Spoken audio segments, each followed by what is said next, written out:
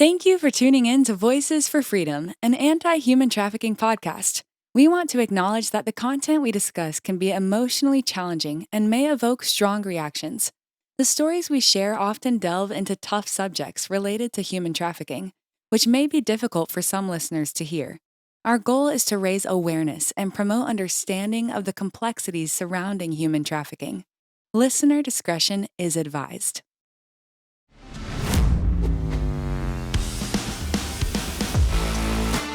Coming up on Voices for Freedom, an anti-trafficking podcast. The biggest one that we did was Operation Catlea. It was about a year plus of support with about 20-something undercover operations that we provided, even all the way to the very, very end. Our undercover operators were able to locate and fix the guy that we were searching for the whole time. He wasn't at the place where the assault force was at.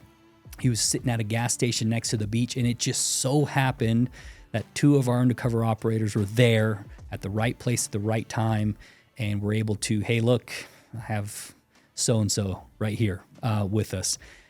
80-something rescues, 3 hotels were shut down, more than a dozen arrests were conducted just in that one operation.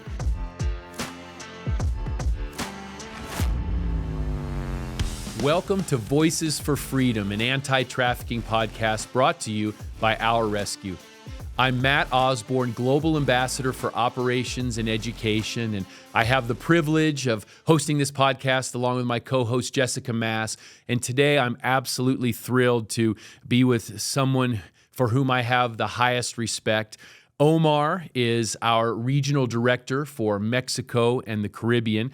Does an incredible job. I've been able to serve undercover with him on various operations to watch what he's done to really build almost from scratch an operational and aftercare infrastructure in Dominican Republic and some of the Eastern Caribbean islands, in Mexico, also building on some of the work done in the past. So for this podcast episode, we're going to talk a little bit about Omar's impressive background with the Navy SEALs. Yes, that's correct. The elite fighting force of which Omar was a member for, I think, almost 2 decades. He can give us the exact information. But Omar, thank you for joining us in studio. We don't get you in town very often. How many frequent flyer miles you gain each year, how many stamps in your passport, I can't even fathom. But thank you, sir. Thank you, Matt, for coming. I'm grateful to be here with you.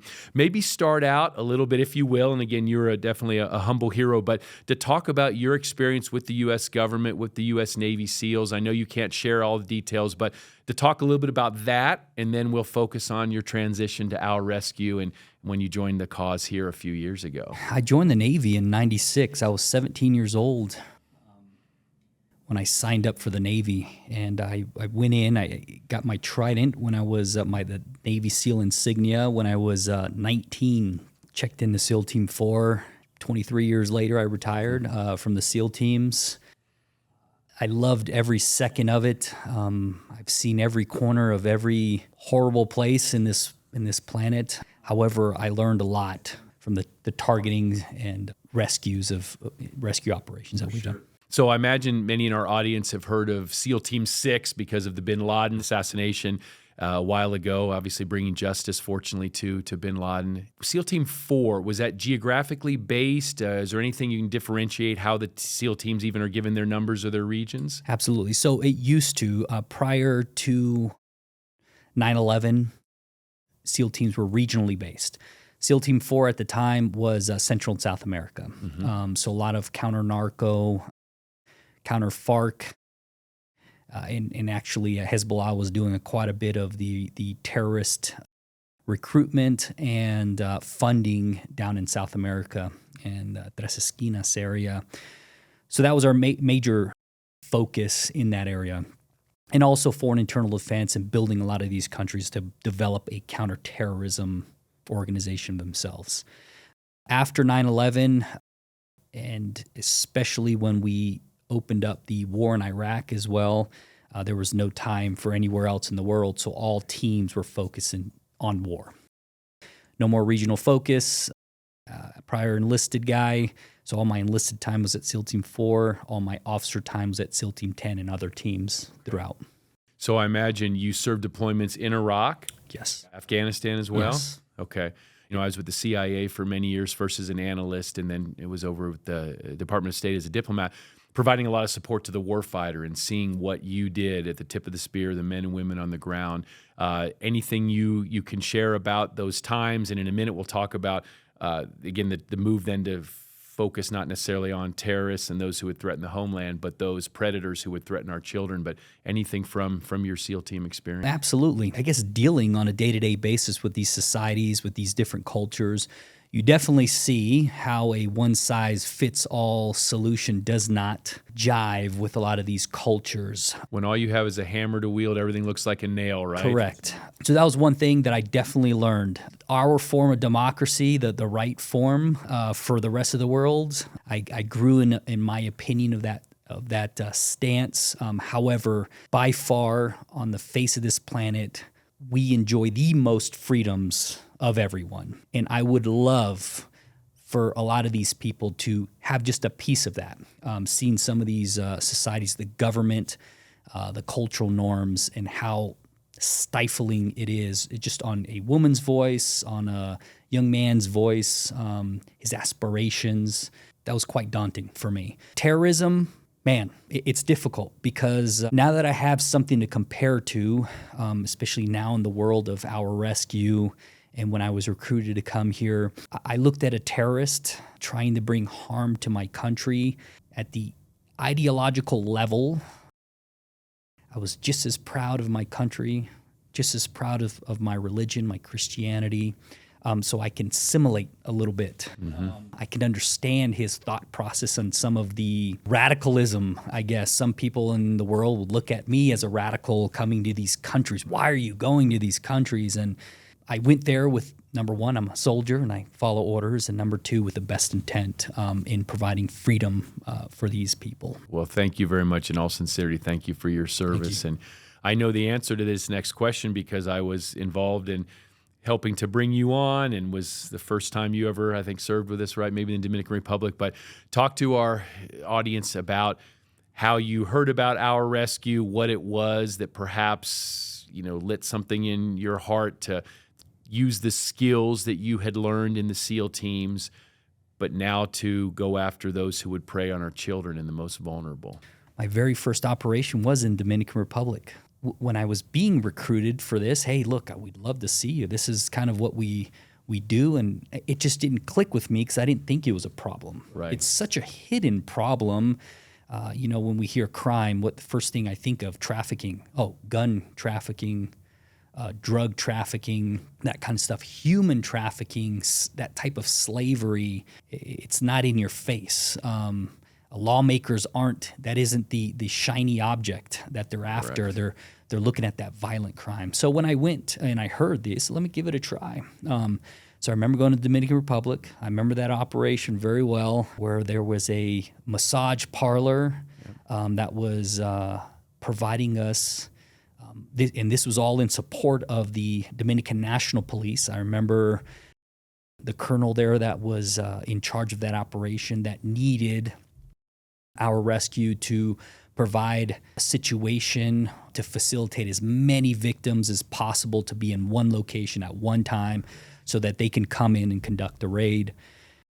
And that was happening in two different locations. And it was trial by fire that we got into one spot. And I remember you briefing the operation and saying, all right, Omar, you're going to be in charge of this house. And I'm like, holy crap. I don't, what do I do? What did I put him into? What have I gotten myself into? But I remember her coming to the house, the trafficker coming to the house, very well dressed. She brought her two brothers, a cousin and a brother, both of them armed.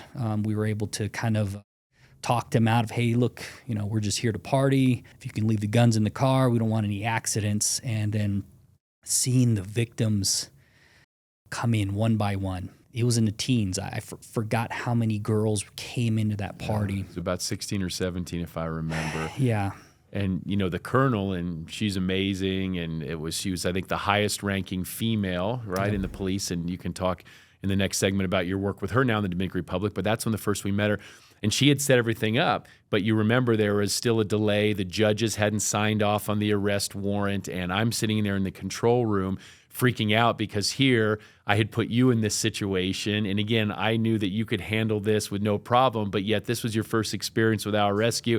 And I'm texting you on your burner phone, Omar, it's okay, it's happening. Just be calm, improvise, talk, do whatever you can. And what was your reaction when finally the law enforcement came in? Finally, you were able to see that these victims were able to be rescued, become survivors, and then start on the path of aftercare. It was impressive because I saw the switch in these girls. They have been trained to be very good actors. Right. And when everything happened, there were several that were very combative. There were several that just started crying. It could be a crying for many different reasons.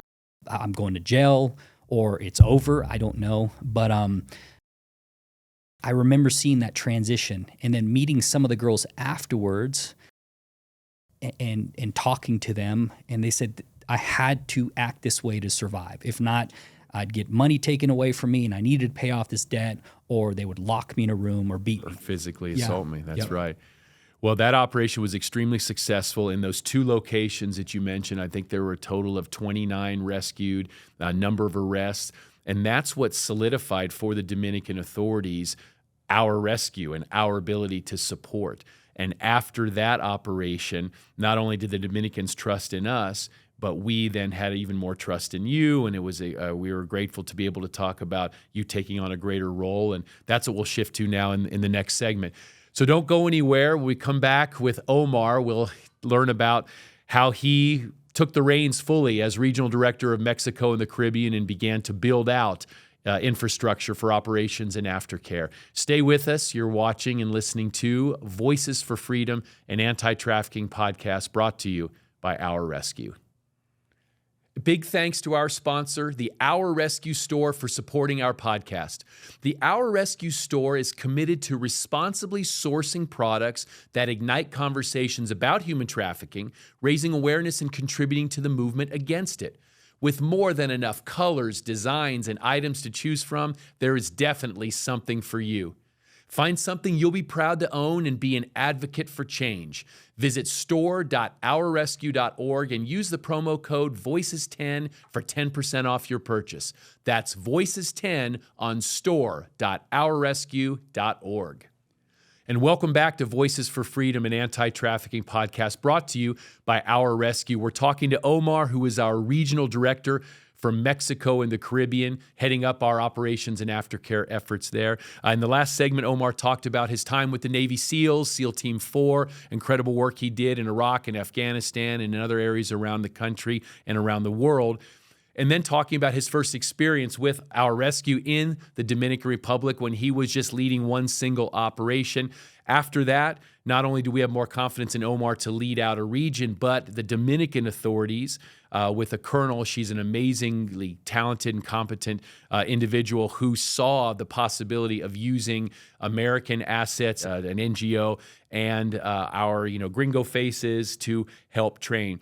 But you, Omar, kind of spearheaded in the DR, building on what was already created there, an opportunity to broaden and deepen our contacts and connections there and to start deploying assets in country. So across your region, why don't we start now in the DR, and if you want the whole island of Hispaniola, Haiti, all the problems there, but maybe take us through your first weeks, months, and year in the Dominican Republic building up work for o.u.r. Rescue. The hook that got me into o.u.r. Rescue, by far, dealing with extremists in terrorism, willing to give their lives for this, to extremists in human trafficking. I just wanted to make sure people understood the difference. I have fought evil for 20 plus years, right, targeting them.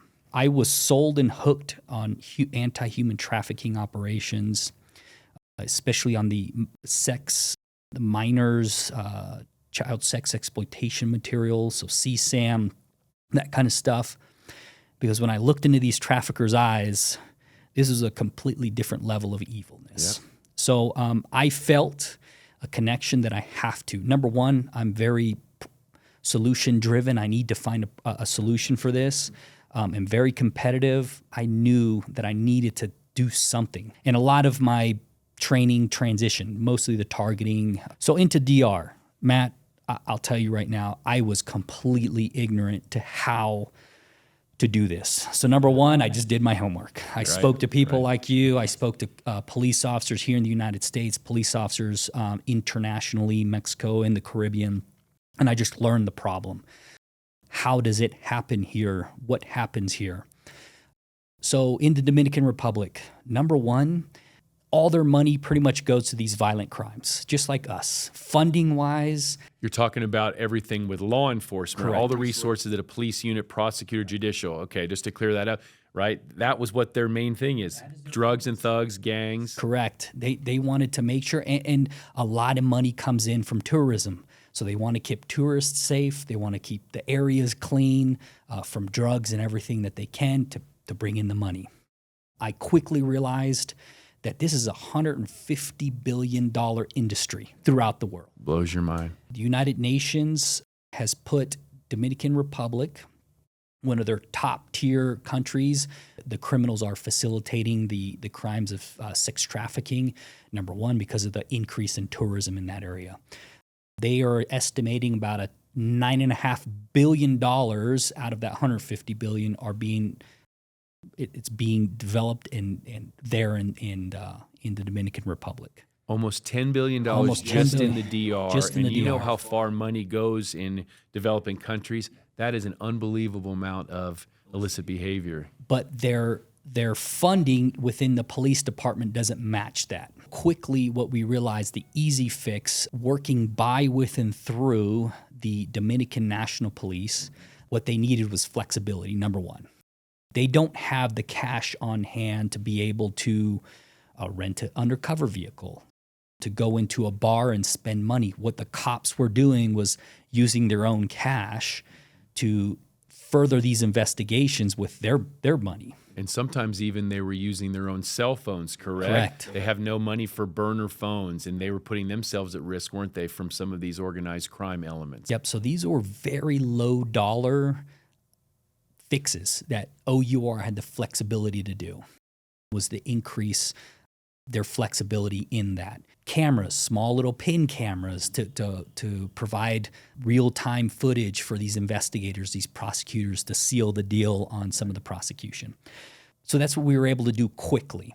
And then again, we just gained traction with the colonel, with the magistrates. Well, these guys are here for business. So they signed an MOU with us to solidify our partnership there in country, and that's where we're at right now. And what I love too, I remember, is the colonel came to us with a stack of cases, didn't she? That I have these cases I've wanted to work. I haven't had the resources. Please help me work it. And so you used a combination of her cases already working and then your team building up their own. In terms of the Dominican Republic, is there one story, one case, one operation that particularly sticks with you, either good or bad, about the DR? And then we can shift maybe to Haiti or to some of the other islands in which you're working. The biggest one that we did was Operation Catlea. It was about a year plus of support with about 20-something undercover operations that we provided, even all the way to the very, very end. Our undercover operators were able to locate and fix the guy that we were searching for the whole time. He wasn't at the place where the assault force was at. He was sitting at a gas station next to the beach, and it just so happened that two of our undercover operators were there at the right place at the right time, and were able to, hey, look, I have so-and-so right here with us. 80-something rescues, 3 hotels were shut down, more than a dozen arrests were conducted just in that one operation. Most recently, I think what is more real and what makes it more underground is the internal abuse within families, how they use children as commodities. A stepfather impregnated his 12-year-old stepdaughter. When we went to do the rescue, this young woman, visibly pregnant at 12 years old, she lost the baby. But if you see the the before and after pictures, where she's at now under an aftercare facility that we're providing, you should see the night and day photo of her face. And I think that's most recent because I'm so focused on the operation that you kind of lose track a little bit on the survivors at the end. And that's a big thing too. And, we talked to our new CEO, Tammy Lee, and she's bringing a great deal of leadership into this and then focusing even more. And we already did focus a lot on survivors. But talk about the DR and sort of the aftercare infrastructure that you've helped set up. Now, again, we tip our hat to Jessica Mass and others on our aftercare team who for years have been building up that infrastructure. But I would say maybe outside of Thailand, Southeast Asia, that your region probably is as most closely synced up between operations and aftercare. Maybe just tell us a little bit about this as we start to wrap up this segment. So our operational team extremely closely tied into our aftercare team. Actually, they're just two peas in a pod. Like they don't go on operations without the aftercare there. What we're looking at now to further that relationship is to help the Konani, the federal entity of the Child Protective Services there, to have a triage center is what they lack the most. They rely heavy on aftercare centers, in which we utilize a lot of those aftercare centers to send our survivors to for long-term support, as we are able to finance some of their recovery and a lot of their education afterwards. What they lack the most is that triage center, blood work being done, DNA testing, because a lot of these are orphans, immediate medical attention, immediate psychological attention, and having those interviews done as quickly and as less impactful as possible on the psyche of these individuals that are rescued. And that's our biggest goal right now. Operationally, the Dominicans are doing it. Yep. It is literally, we do hardly anything except when they need an American face. And that's when we shop around our undercover. Okay, here's the American you'll need. And I've heard you say in the past that the DR is almost running on its own now. And that's really our model is maybe in the early days we would do 85% of the work, pay 85, 90% of the resources, then back up, the next operation 60%. Now you're right, we're just doing the smallest amount. And the DR though is one of those countries that has a lot of sex tourists from Western countries, certainly the U.S. I flew down on one of the trips from Miami to, I don't know if it was Punta Cana or Puerto Plata, and I remember going back to the lavatory in the back part of the plane and looking how many single men were there. Not a lot of families, but single men. And what do you think they're going for? You have a lot of Westerners as well. But let's pivot a little bit to Haiti. Haiti's always been such a disaster and nightmare, not the people, but the government, the security situation. You and I have done operations before in Haiti, and that was before the president was assassinated. Gangs have taken over the country. Prison breaks that I just found out from you, unfortunately, have let out a couple of the perpetrators we helped arrest. We are involved in Haiti. Maybe talk about that. And then maybe talk briefly as we wrap up about the Eastern Caribbean. We kind of joke a little bit about your efforts in the Beach Boys countries, right? Aruba, Jamaica, Bermuda, Bahamas. Apologies if you can't get that tune out of your head later today, but the work that you're doing expanding there, because anytime you have beautiful islands, places to go where the tourists want to go, you're going to have sex tourism. And that's what you and your partners are seeing, isn't it, across that area? Due to the current crisis and the crisis that's been there for a while, the political unrest, it's been very difficult to prosecute internally. We have had some successes from past operations. Fingers have been on the pulse on the prosecution side and the imprisonment of these individuals. Right. The recent prison break did release 2 of the individuals that we helped put into prison. We are currently tracking one of them in that area. We have some o.u.r. contractors. I like to call them the long arm of the law for the Dominicans. Okay, interesting. Because of the fact that we know if we capture or we catch criminals there, they're most likely not going to be prosecuted just because of... You're talking about in Haiti? In Haiti. Okay. So what we've pivoted and focused on is providing the intel. Haiti is kind of the Mexico for the United States. A lot of criminals will commit murders and they're heading south to the border. That's what Dominican criminals do. They head, I guess, west to the border into Haiti. And that's where they get lost. We currently have several operations tracking Dominicans in Haiti. We've had 2 successful operations of bringing them back to the border by the DCPJ, Haitian Violent Crime Units. We help support in training and facilitating in intel operations. And we also help our country team there, both an investigator and the country director, to fly to Dominican Republic once a month, and they do an intel sharing operation with the colonel, with the federal police, and some of those federal units are U.S. Assisted as well by our federal government as well. And then in the Eastern Caribbean, and you can be specific or not just in general, but my understanding is you're looking at those islands that would be willing to enter into MOUs with us, would be willing to accept some training for, from our rescue. Anything you want to say maybe in a minute or so on that as you expand kind of eastward to that area where we know there is a lot of trafficking occurring? Similar model, similar MO for the criminals in the rest of the Eastern Caribbean.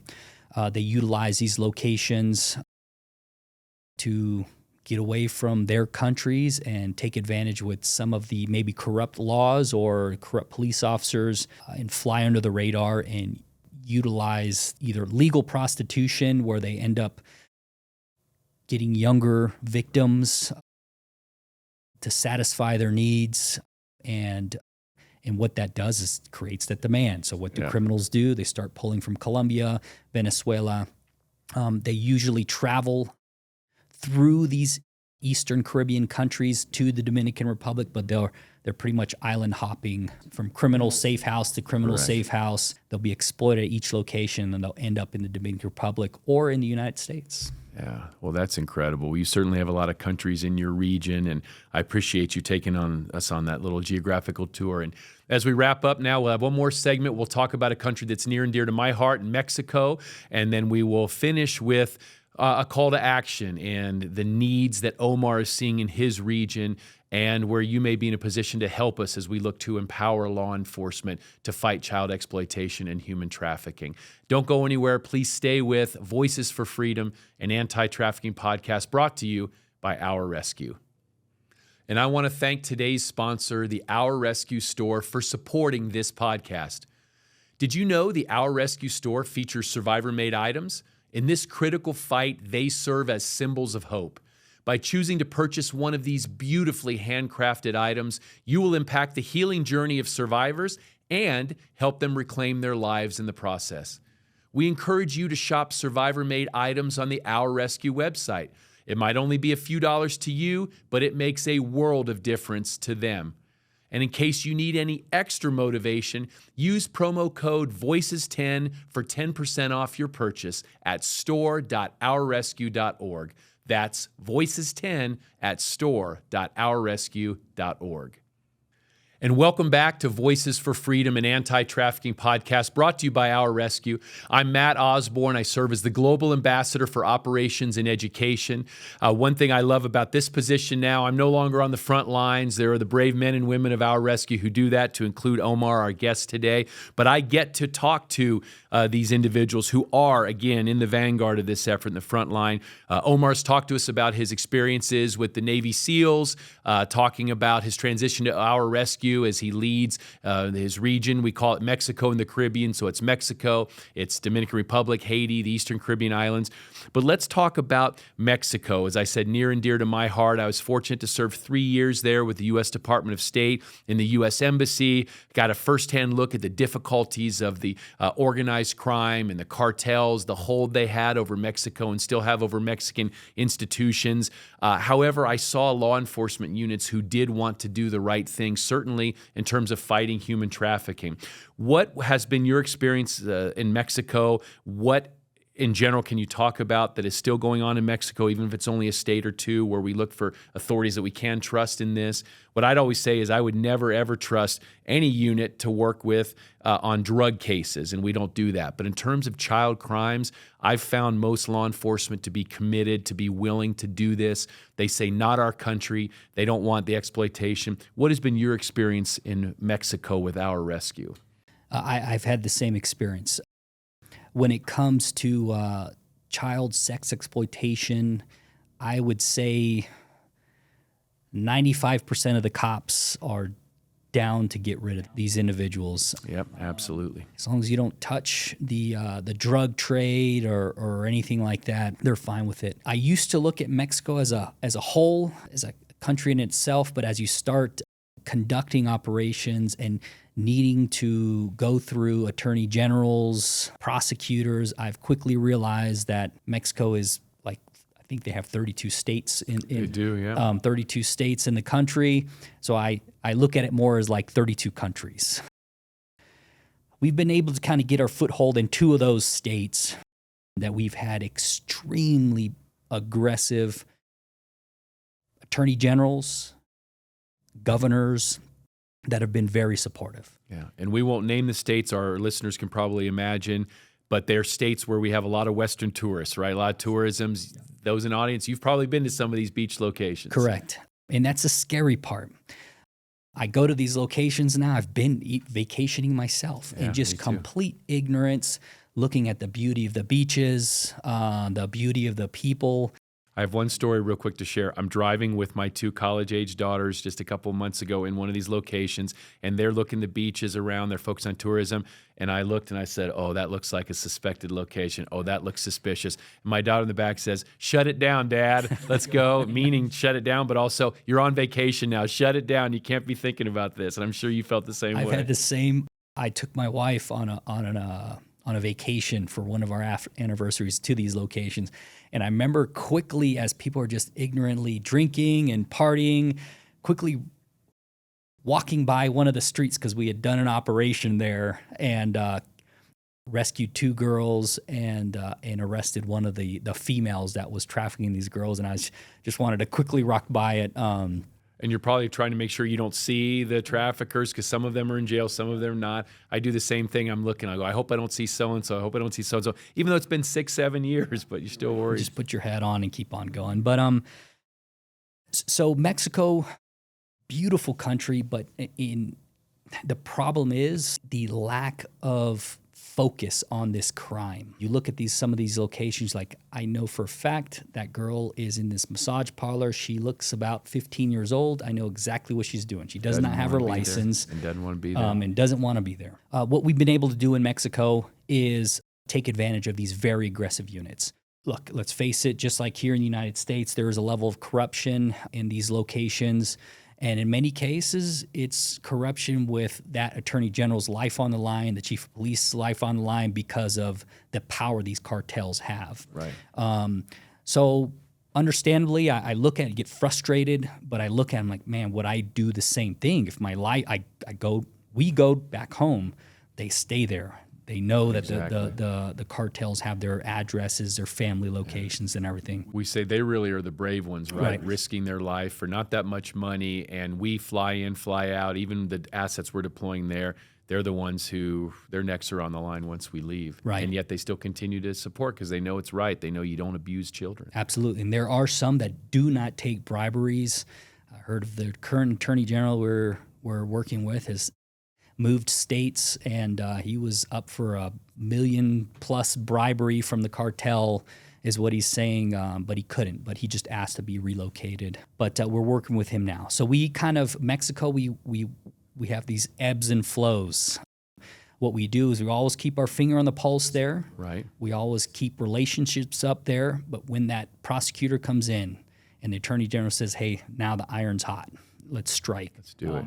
So now we're on the up curve. We were in this lull. Now we're on the up curve. Actually, last week we have great brand new footage of our very first 2023 operation in Mexico, where we were very successful, rescued 4 girls, all because of the Mexicans wanted to fix these problems, and we just provide these.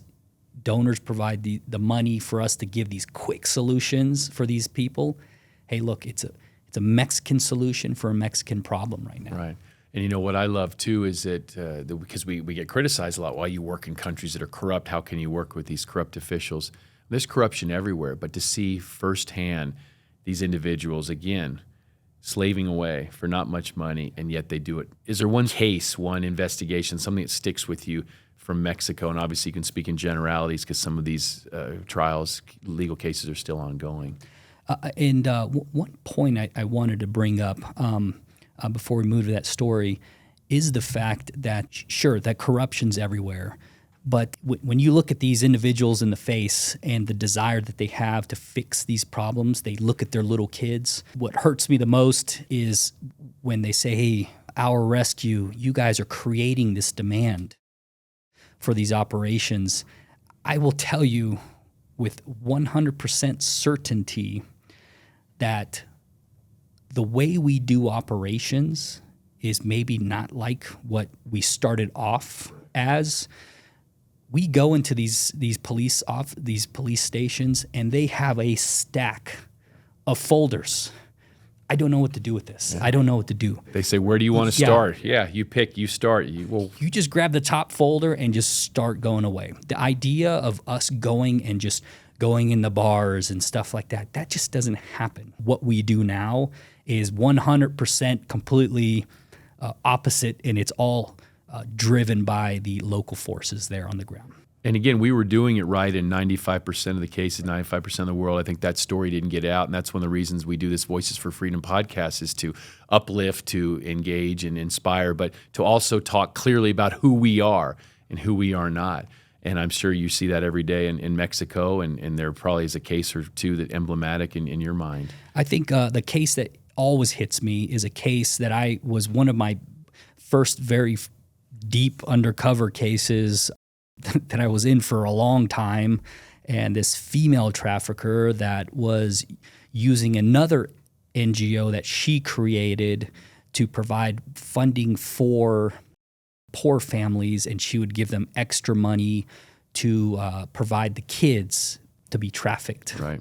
The switch that clicked in my brain between counterterrorism to human trafficking terrorism was this woman looking at her in the face and saying, hey, Omar, if your clients come here, if your bosses come here, other clients come here, and they rip one of the boys, don't worry, we have a doctor that will take care of this young boy. And I remember seeing the boy on the beach, because that's how she would traffic.